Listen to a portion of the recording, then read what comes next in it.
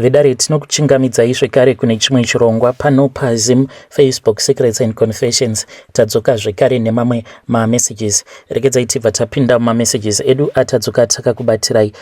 Pane nyaya iya yanyaya yamukoma vedu avo vari kufanira kuti vange vachienda kuZim, vaya vaiti ndoda kuenda kunoona vamufundisi kuti vange vachizondinamatira.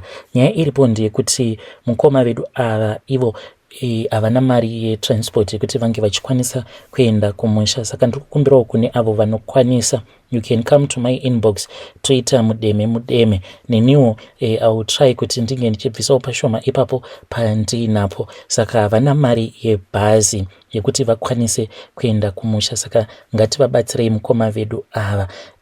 Saka pane vamwe vanzvedzi vedu vanga vauya. I want to thank her a lot.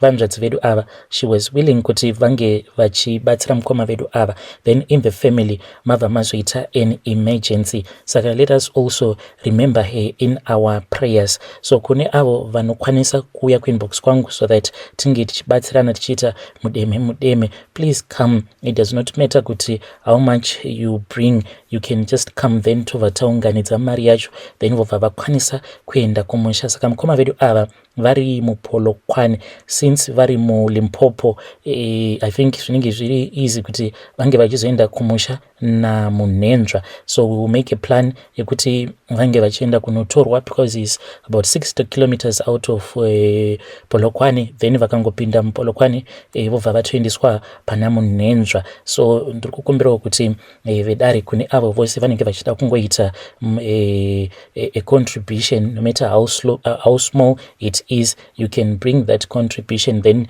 tobva taona kuti mukoma vedu ava vabatsirikana.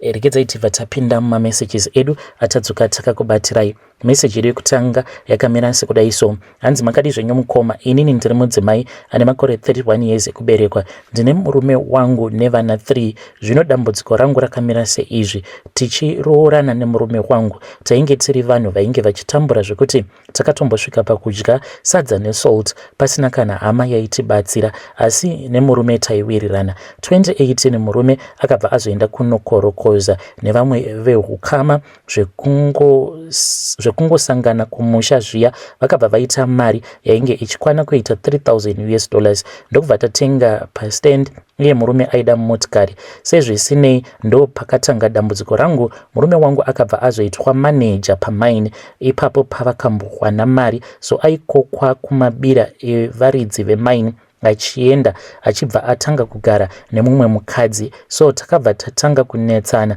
ava kusadzoka kumba. Ukamufonera ainge ava kusandidaira, ainge ava kunditi ukuita zvevamwe varume apo ndisiri kumbozviita. So rimwe zuva 2020 akandifonera achibva ati sana kubika chikafu chevanhu 3, ndinouya nevanhu ipapo, toda kuenda kuChegutu kumasowe kunobatsirwa zvechihuri chauri kuita, handi kurambi asi ndoda kukuita bhanditi rangu. Ndokubva vauya vakabva vadya vakaenda. So the following day ndakaenda kuFacebook, ndokubva ndaona murume wangu akaposta foto ari pachikwangwani chekuMozambique. So ndakaedza kumufonera, haana kudavira.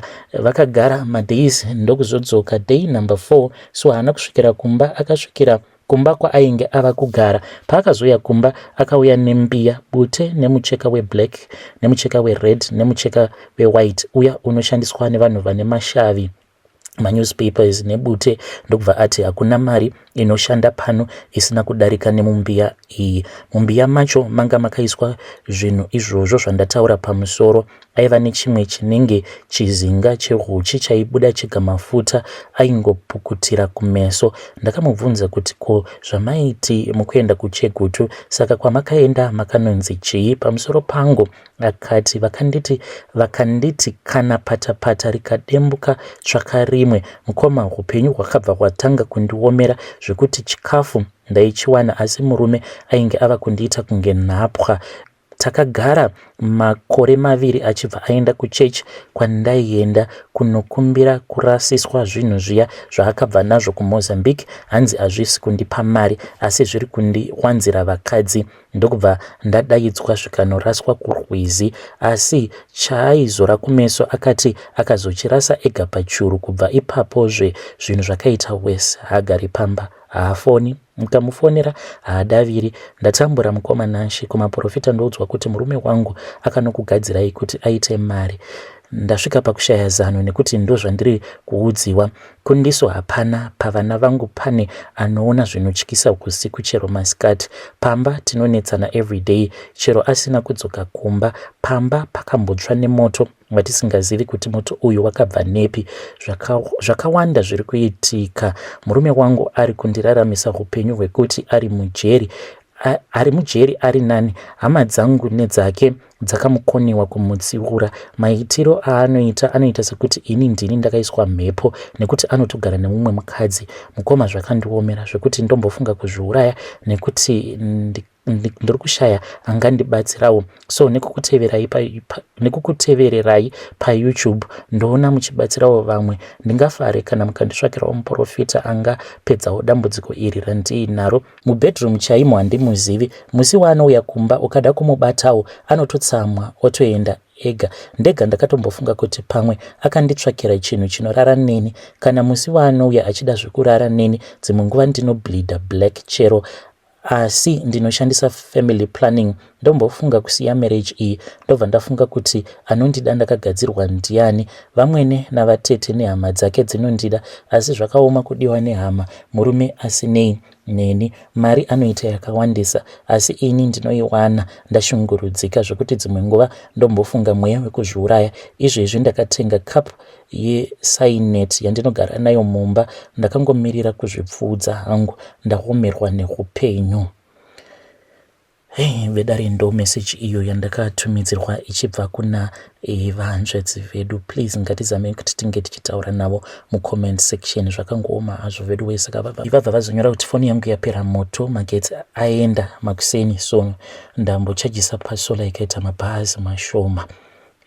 Ngatitaurei navo vanzvadzi vedu ava mucomment section. Saka let's hope kuti vanokwanisawo kuzowana rubatsiro, but also she needs a strong counseling kune vamwe avo vanenge vachida kuzovapawo counseling, especially vamwe vakadzi out there vanenge vari muma-similar situations. You can come then mobva mambozama kuvapawo counseling nekuda kwekuti panotyisa ndeapo pavati izvezvizvi ndine cup yeSainet yandinogara nayo mumba. Saka which means kuti vanzvadzi vedu vatobatwa nemweya wekuti zviri nani kuti ndinge ndichingozvipfuudza upenyu hwangu, which is something that we do not want. Saka even on my side ndokumbirawo kuti munge muchizondirangarirawo nekuti paya paunopa munhu mafone numbers ekuti endai munobatsirwa kwakati, zvinhu zviya kana izvo zvanga zvakatarisira kuti munhu uyu anofanira kuti ange achizoparara, then izvo zvinobva zvazonangana neni first kuti uyu ndiye akaita connection yekuti munhu ange achizoenda kunobatsirikana, nekuda kwekuti pane vamwe vanzvadzi vedu avo vari muroad vari kuendawo kumusha. So pane vamwe kune kumwe uko kwavari kufanira kuti vange vachienda kunobetserwa. Saka vazonditumidzira message vachiti mukoma ndosimuka nhasi, ndokwandiri kuenda. I hope kuti tichasvika mangwana kwakachena. Ndokubva vazotumidzira message vakabva vati mhepo dzacho dzanga dzada kusimuka, kutukwa ende kwava kubva tarasika road pekuti ndinge ndichikwira. Apa bhazi ranga richinyepa time yekusimuka, takangogara. So let's hope ndichazotaura navo ndovabvunza kuti bhazi riya razosvika here. Ava ndo vanzvadzi vedu vaya vane meconfession iyo yavakambotumidzira vachiti ivo vane mafibroids muchibereko mavo. So let's hope kuti kwavari kuenda ikoko vanokwanisa kunobatsirikana, and we'll be waiting for my results. Vakauyawo nemaresults akanaka. I just pray kuti a lot of people they are also going to get assisted.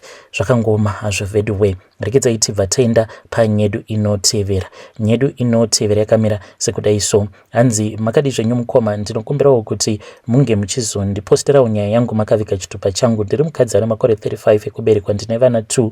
Ndiri kutsvakawo murume ari serious. Mukoma Nashi, ndaneta nekurwadziswa, ndinogara kuPretoria. Mukawana munhu mupei nhamba dzangu. Ndinokumbirawo munge muchizondiudzawo kana mukaverenga nyaya yangu maita basa. Saka kune avo vari kuPretoria, masingle fathers as well, munokwanisa kuya kuinbox wangu ndobva ndangokusherai mafone numbers avo. Rekedzai tibva taenda panyedu inotevera. nyedu inotevera yakamira sekudai so. Hanzi makadi zvenyu mukoma, ndinokumbirawo kuti munge muchindipostirawo nyaya yangu makavika uchitupa changu. Inini nditori pakati confusion. So most of the times ndinoshanda ndichigara kubasa. Muindia uyo wandinoshandira iye ane plot, saka dzimwe nguva tinomboenda tobva tambonogara kuplot ikoko. So zvakazoitika ndezvekuti midweek murume wangu ainge asitomborena kumbotarisira, then muindia akabva azonditi kana ndainge ndichida kudzokera kulocation there was no problem. Saka ndakabva ndachaisa early paya ndakati ndachaisa early, transport yakati yambondinetsa, ndikabva ndati let me call my husband ndimuudze kuti ange achizondimirira mutown paya paanenge obva kubasa. But ndakazongonzwa nungo, so mukoma ndakabva ndazowana transport paya. Ndakazoti ndawana transport ndokubva ndazosvika mutown kuma past 6. Ndakazoti ndichinosvika kulocation it was kuma past 7. Ndichinosvika pamba mukoma ndakangosvika nekungonopinda. Saka munin'ina wangu iye pari zvino ari kunoko, but mainini ava vatori nepamuviri. So mukoma ndakabva ndamubvunza kuti ko bamukuru vake vainge varipi. Akabva anditi kubva zvavapinda mubathroom vatova nenguva vangorimo imomo. So mukoma ndakangoti sezvo zviri kunzi iye murume ava netime kubva zvaainge apinda mubathroom, maybe munhu atopedza zvake kugeza. Ndakati ndichinopinda muya ndisina kana kumbonoka, akabva avhunduka. Ndikabva ndatoona munhu atori busy zvake achitozorazora mafuta. So mukoma ndakabva ndazotarisa pafloor, ndikabva ndaona kuti pafloor painge paine zvainge zvakaita kunge madziwa. Ndikabva ndatoona kutoti murume wangu iye anga achitoita zvake chimhandara maoko.